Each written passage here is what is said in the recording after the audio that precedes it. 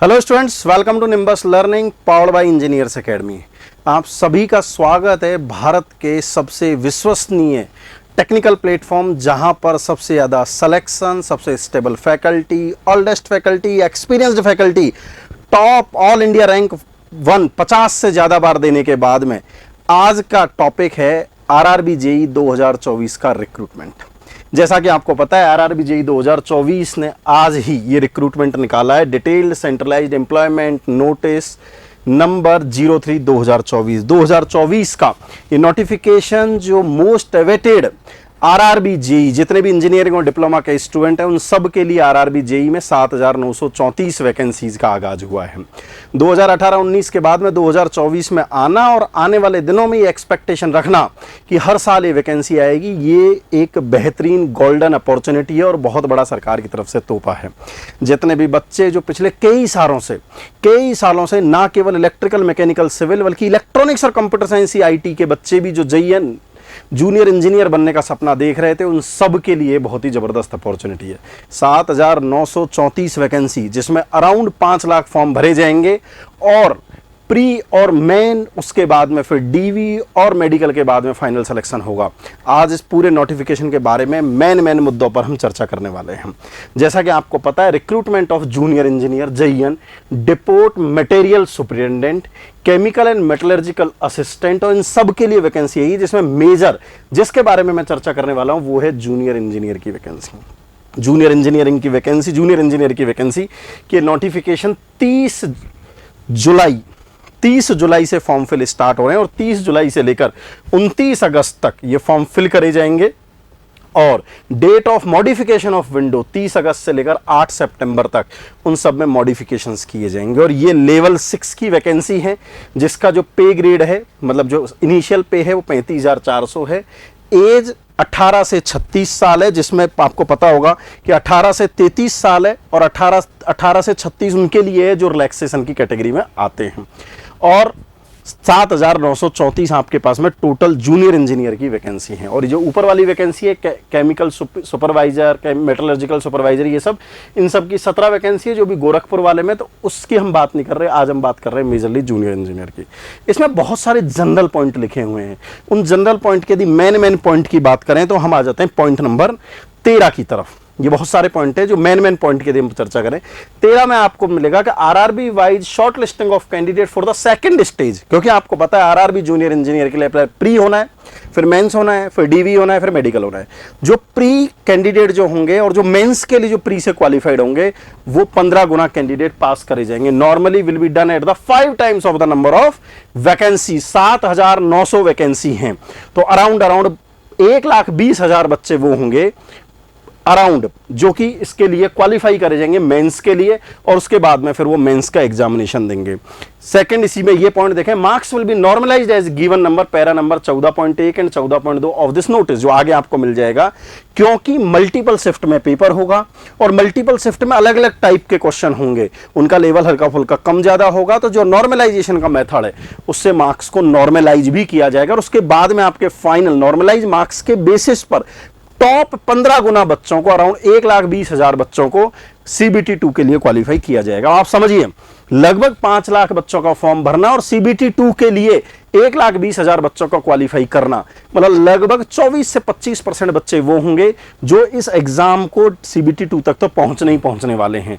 मतलब मेन कहानी सीबीटी 1 जितनी है उससे ज्यादा, कहीं ज्यादा इंपॉर्टेंट है कि सीबीटी 2 आपके लिए बहुत ज्यादा इंपॉर्टेंट बन जाता है।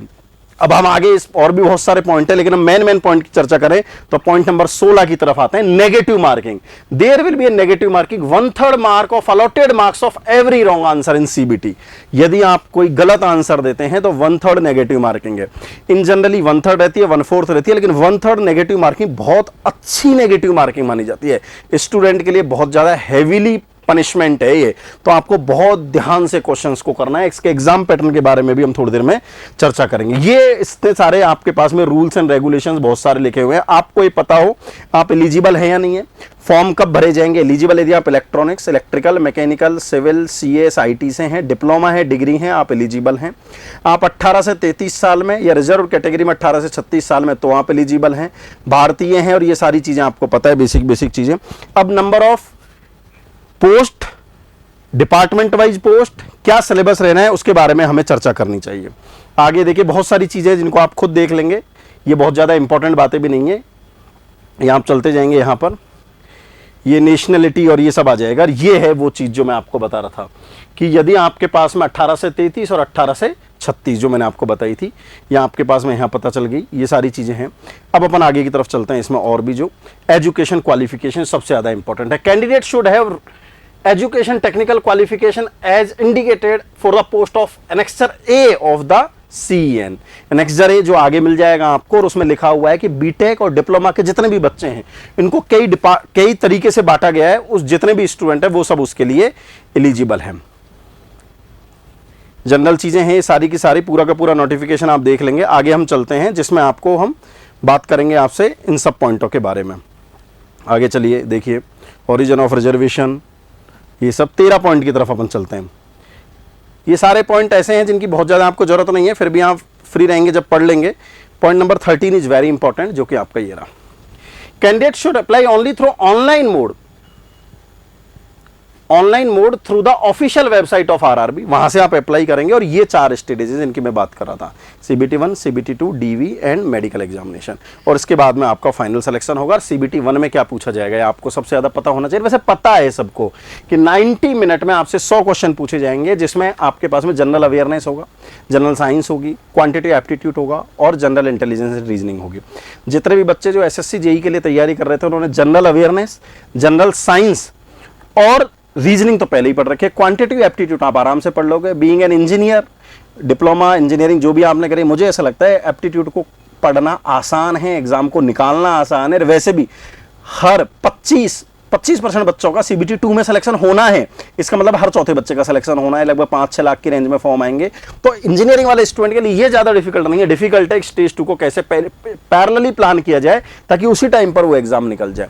ये 90 मिनट के 120 क्वेश्चन जो आपसे पूछे जाएंगे, 100 क्वेश्चन आपसे जो 90 मिनट में सॉल्व करने होंगे आपको, 100 क्वेश्चन, लगभग 50 सेकंड का एक क्वेश्चन के लिए टाइम मिलेगा। इस तरीके से CBT1 आपका हो जाएगा। और जो बच्चे शॉर्ट लिस्ट हो जाएंगे CBT2 के लिए, वो CBT2 देंगे।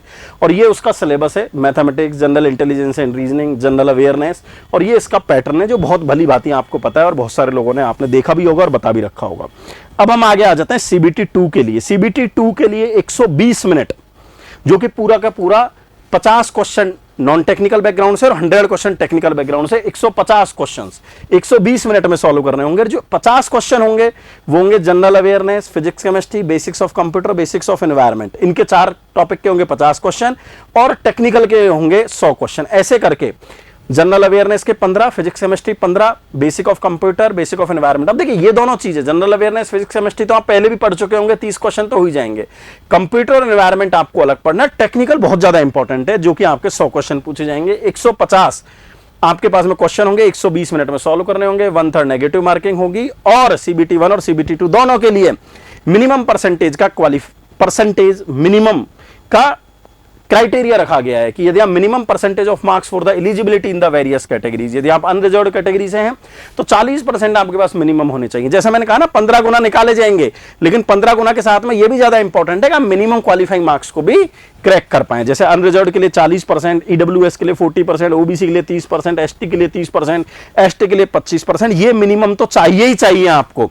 इतने आएंगे तभी जाके आप उस अगली स्टेज की तरफ मूव कर पाएंगे। ये और virtual calculator will be made available on the computer monitor during the second stage. जो सेकंड स्टेज होगी उसमें आपको वर्चुअल कैलकुलेटर वहां पर अवेलेबल होगा।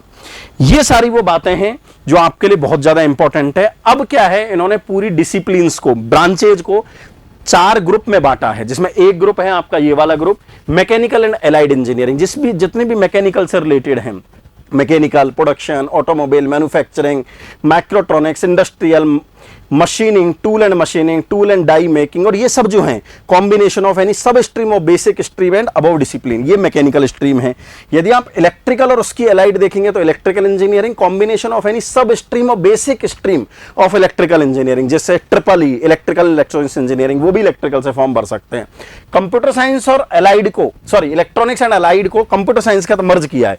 Electronics, instrumentation, communication, computer science, computer engineering, computer science, information, combination of basic stream of about discipline, मतलब CS, IT, AI, DS, इनसे related, या फिर इलेक्ट्रॉनिक्स एंड कम्युनिकेशन, और ये सारी ब्रांचें इस वाले ग्रुप में रखी गई हैं। और चौथा है सिविल एंड एलाइड, जिसमें स्ट्रक्चर वाला आ जाता है, सिविल इंजीनियरिंग आ जाती है, और उससे related civil engineering, combination of any stream of basic stream of civil engineering, ये सब BSc in civil engineering of any 3 year duration, ये सारी डिग्री और डिप्लोमा से रिलेटेड जितनी भी स्ट्रीम है, इन सब के लिए, इन चारों ग्रुप्स में ये सारी की सारी जूनियर इंजीनियर के लिए एलिजिबिलिटी क्राइटेरिया है।